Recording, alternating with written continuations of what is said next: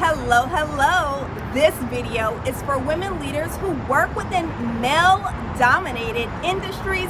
My name is Jacqueline Twilley, and you're joining us for our negotiation tip of the day. How do you know that an amount is too much when you are negotiating? So this is a question that I get a lot, and the answer is it depends. I know people don't like that "it depends" answer, but let me break it down and tell you why. First of all, I'm Jacqueline Twilley. I am the president at ZeroGap.co, a premier leadership development firm that specializes in supporting women who work within male-dominated industries. And I am also the best-selling author of Don't Leave Money on the Table, Negotiation Strategies.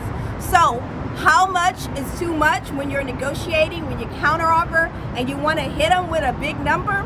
Well, it depends on the market rate. Now, the market rate is what a person earns in a specific area based on their skill set, based on their experience level, and sometimes their education is a factor in that market rate.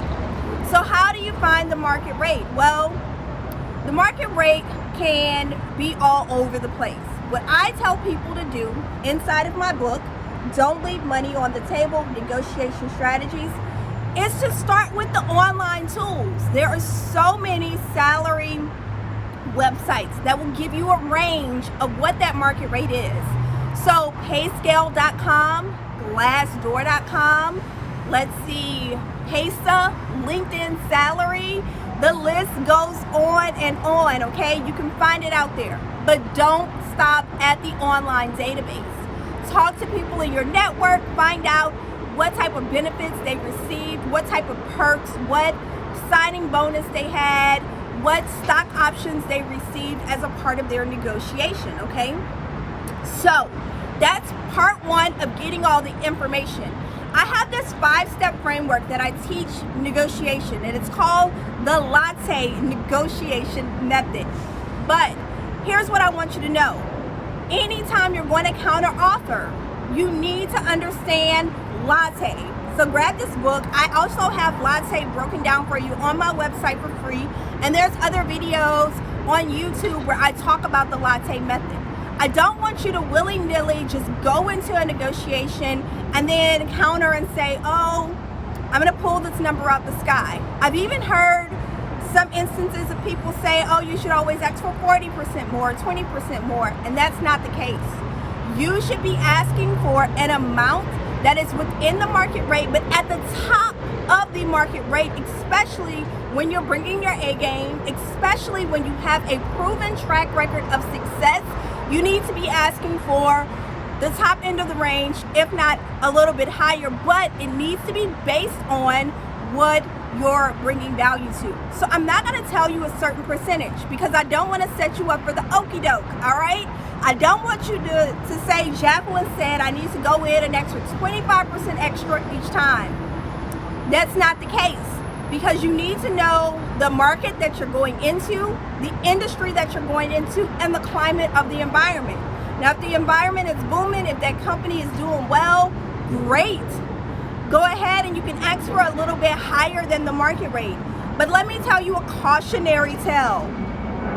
I once heard one of my mentors tell this story, and it broke my heart. Spoiler alert, I'm telling you the end of the story before we get started. Listen, she was recruited to run this international firm, a European division. She was based in New York. She knew that she could get the job done. They knew that she was the woman who could come in and turn things around in 90 days. That's her skill set. She's a bad mamma jamma, okay? So she goes in to negotiate. She got an amazing package, and she's like, you know what? They need me. So in addition to that, I want them to pay for me to fly back from, I don't want to give too many details. Okay, so she was flying from the US to Europe, back and forth. I had to redact that city real quick before I slipped up and told you too much information. So she wanted them to fly her back once a month. In addition to that, she wanted a country club membership in the city that she was living in for this assignment. And the country club membership was quite expensive. It was definitely a luxury perk.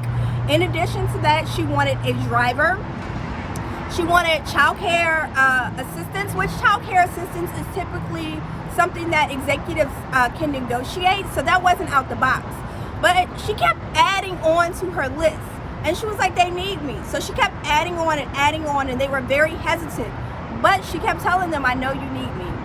So guess what? Long story short, she got it all. 89 days in, she was seeing significant turnaround on this project, and they let her go. 89 days in. And that's a cautionary tale, because she got greedy, y'all. She wanted the sun, the moon, and the stars, and everything else. So for those of you who may say, Jacqueline, but men do it, here's the deal. You have to know the value that you're adding, negotiate appropriately. Some of those perks she could have negotiated as her bonus, but what she did was she strong-armed them in that moment. And nobody wants to feel like in a negotiation they're walking away with the short end of the stick. Negotiation is relationship building, okay? And if you're going to be doing business with people over the long period of time, you need to think about a strategy that's going to allow you to walk away saying, I won, and you want that other party to feel like, I won too. It's a win-win for both parties, because at the end of the day, you're exchanging something of value. That's what negotiation is. So, this was our negotiation tip of the day. How much is too much? Don't ask for the sun, the moon, and the stars. You need to ask for what is appropriate for the value that you're adding, and that is a case-by-case basis. Now, if you find yourself in a big negotiation and you're trying to figure out how to counteroffer and what amount is too much, then I want you to message our team at ZeroGap. ZeroGap.co is our website. We can hook you up with a negotiation specialist where we can have these conversations with you and get you a strategy and to help you to go into your conversation in the most confident manner.